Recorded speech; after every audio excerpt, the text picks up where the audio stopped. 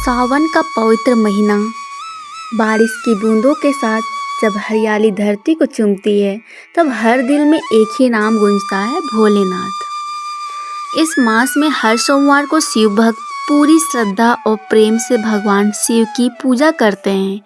बोलबम के नारों से गूंजते रास्ते, कांवड़ लेकर चलने वाले श्रद्धालु और देवघर जैसे तीर्थस्थलों का दिव्य वातावरण, ये सब मिलकर बनाते हैं सावन का सबसे चमत्कारी और पुण्यदायक समय। आज हम आपको सुनाने जा रहे हैं एक ऐसी सच्ची कहानी जो बताती है कि कैसे सावन महीने में भोलेनाथ ने एक गरीब भक्त के जीवन को अपने चमत्कारी आशीर्वाद से बदल दिया। बिहार के एक छोटे से गांव में रामू नाम का एक गरीब मजदूर रहता था। रामू की जिंदगी बहुत ही कठिन थी। उसका एक छोटा परिवार था, बीमार पत्नी और एक 6 साल का बेटा। रोज की दहाड़ी से मुश्किल से गुजारा चलता, लेकिन एक चीज़ थी जो रामू के पास अनमोल थी, उसका विश्वास। रामू भोलेनाथ का अनन्य भक्त था। हर साल सावन महीने में वह कांवड़ लेकर देवघर जाता था। पैसे की तंगी, शरीर की थकावट, सब कुछ झेलकर वह बोलबम का नारा लगाते हुए हर साल पैदल यात्रा करता। इस साल भी रामू ने संकल्प लिया था, भोलेनाथ, इस बार भी आपके दरबार आऊँगा, चाहे कुछ भी हो जाए। सावन की शुरुआत हुई और इसी बीच रामू की पत्नी की तबीयत और बिगड़ गई। डॉक्टर ने इलाज के लिए हजारों रुपए मांगे, जो रामू के पास नहीं थे। उसने गांव में कर्ज मांगा, लोगों से मदद मांगी, लेकिन सबने मना कर दिया। ऐसे में रामू का मन टूटा, लेकिन उसका विश्वास नहीं। वह रोज भोलेनाथ के सामने बैठकर एक ही बात कहता, भोले बाबा, मेरी लाज रखना, मैं आपकी शरण में हूँ। एक रात जब बारिश तेज हो रही थी और बिजली कड़क रही थी, रामू ने एक सपना देखा।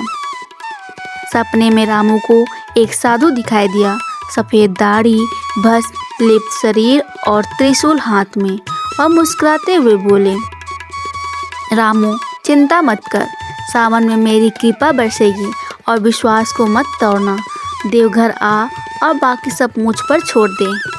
रामू की नींद खुली, उसके शरीर में जैसे ऊर्जा दौड़ गई।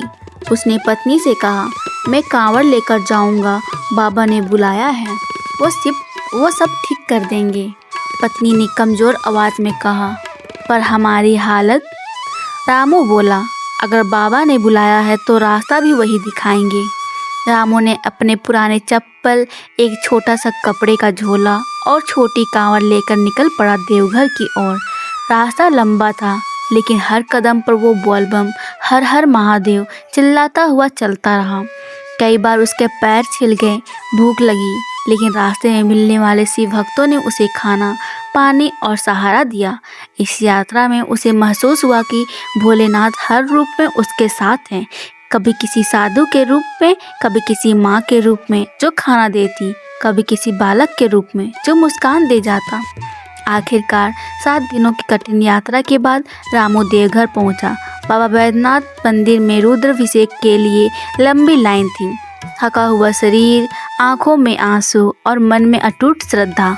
उसने जल चढ़ाते वक्त सिर्फ एक ही बात कही, बाबा, अब सब तुम्हारे हाथ हैं, मेरी पत्नी और बेटे की जिम्मेदारी तुम्हारी। जैसे ही उसने जल चढ़ाया, मंदिर की घंटियां तेज बज उठी। आसपास के लोग बोले, देखो, आज तो बाबा ने कुछ खास आशीर्वाद दिया है। उसी समय देवघर से सैकड़ों किलोमीटर दूर उसके गांव में एक चमत्कार हुआ। रामू की पत्नी, जो बिस्तर से उठ नहीं पा रही थी, अचानक ठीक हो गई। उसे जैसे कोई ऊर्जा मिल गई हो।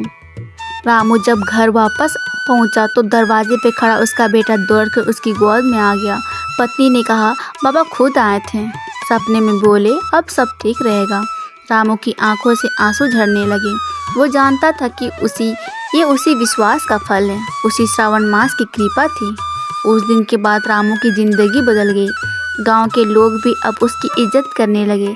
धीरे धीरे उसका काम चल निकला और हर साल सावन में वह और उसका पूरा परिवार देवघर कांवड़ लेकर जाने लगा।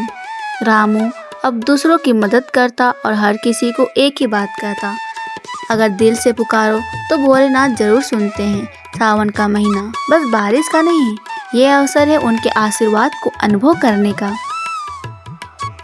दोस्तों, ये कहानी सिर्फ रामू की नहीं, ये उन करोड़ों भक्तों की कहानी है जो सावन में भोलेनाथ की शरण में जाते हैं और चमत्कार पाते हैं। कभी पैदल चलकर, कभी बोलबम बोलकर, कभी आंसुओं के साथ।